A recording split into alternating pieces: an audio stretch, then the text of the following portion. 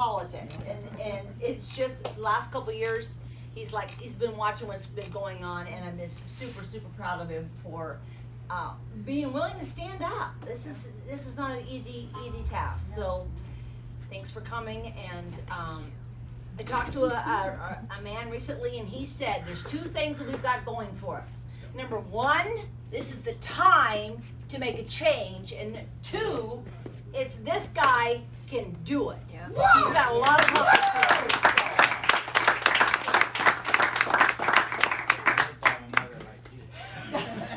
Thank you, Mom. That is great. Listen, I just want to thank all of you for coming out tonight. It really means a lot to me.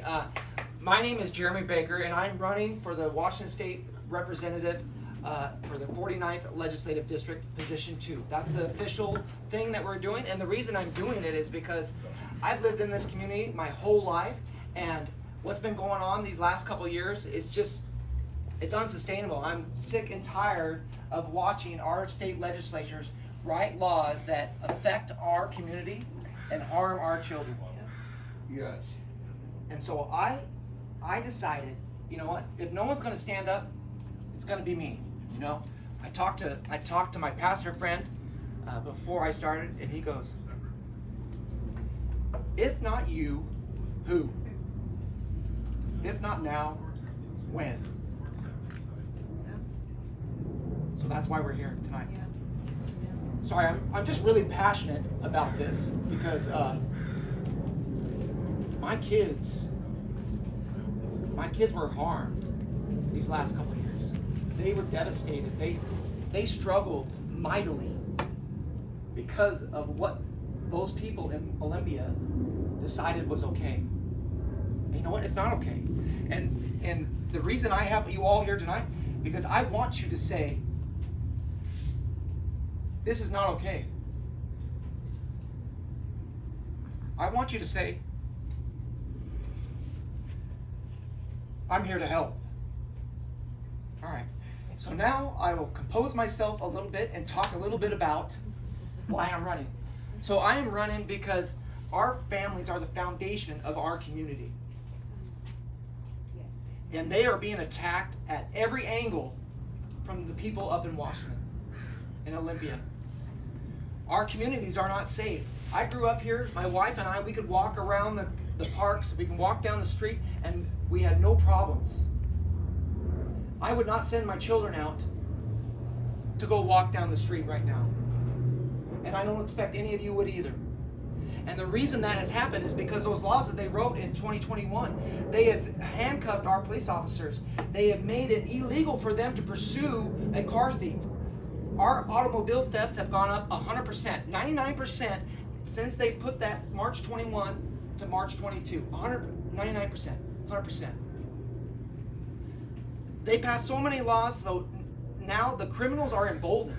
They can do whatever they want because we don't have the law enforcement officers, because everybody's leaving. The police officers would rather go protect Portland and in the riots than protect our communities because of the laws that Monica Stonier wrote. We now have the lowest per capita officers per citizen in the nation. We're worse in the nation. That's not acceptable. We got to change that. We got to take those laws and we got to revoke them. We got to get them out. And we got to make those police officers, we got to give them the tools that they need, the support that they need, and they need to be recognized as the heroes that they are, not demonized as the villains that the left says they are. This is the most important thing. You're just preaching my... Hold on, I'm sorry. I have to. Yeah, yeah. Here we go. Our families are struggling right now. Our inflation is at 40-year levels, right? And this last session, our politicians had a chance to give some money back. They had a $15 billion bonus revenue, extra revenue that wasn't allocated to be spent. It's $15 billion. Could they give us that money? Could they help out the people that are struggling in our communities? No, they couldn't do that. They spent it on their ideology. They spent it on their pet projects. And we are struggling here. Inflation is at an all-time high, and you can expect it to get higher because in January of 2023, your gas taxes are going to go up 46 cents. Your diesel prices are going to go up 56%. And guess what? Guess where that goes into? That goes into your food. Because those people over there in the eastern Washington, they're plowing those fields with those diesel combines, and it's costing them twice as much money to get that food to our table. You think it's tough right now? It's only going to get tougher. They don't respect us. They pass laws that tax us, and then they pass laws to take away our freedoms. Right? You know, our gas prices are going to be so damn high that we won't be able to drive. But that's okay because the roads are going to suck because they took 30% of our highway project budget and moved it to their electric ferries, their public buses, the electric buses, and their charging stations. Right? They don't care about us. And we're going to be happy about it because we're not going to be able to own anything, and we're going to just rent it, and our rent's going to go up 20%. Our used cars prices have gone up 40%. It's not sustainable. We need to change. We need to bring someone that has actually had real world experience, that has ran a business, that understands what it means to do something on time and on budget. That's what I've done my whole career. It's time for a change. And ultimately, we got to protect our family. We got to protect the innocent. We've done a really poor job. Everyone standing here is culpable because we have allowed this to happen. I have allowed this to happen because I was asleep at the watch. Our children are now subject to the public education system. They can do whatever the heck they want with our kids. They've passed social emotional learning. They've passed equity training. They've passed comprehensive sex education, where they can sexualize your 10-year-old. They can say, what is the difference between sex and sexuality?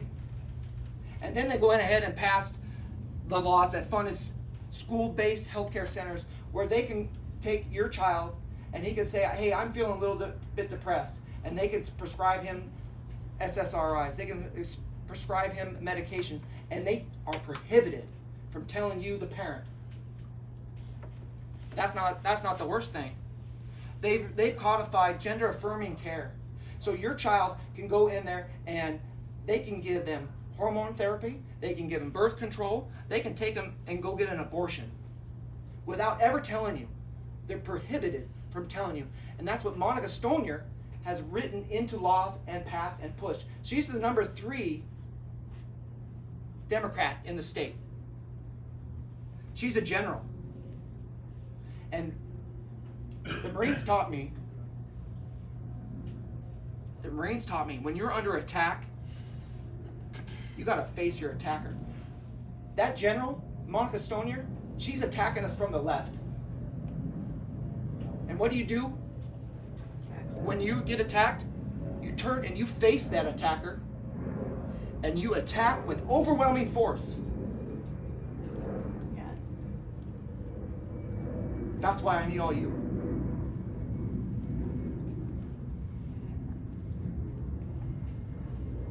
We need overwhelming force.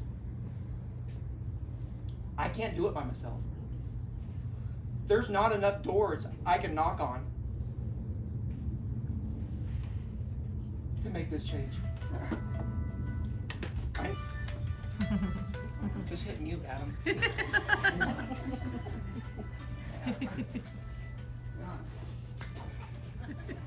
Give Adam a moment. Allows me to compose myself a little bit, because you can tell I'm passionate about this. This means a lot to me.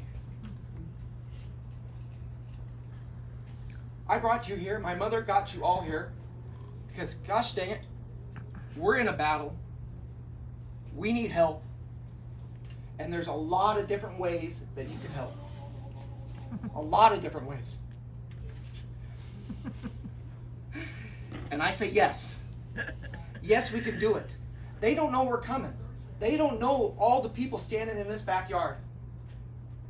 That we're going to go out and knock on those doors, and we're going to convince our friends and our families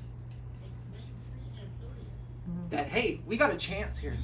We can save our community. We can save our state. We can save our children.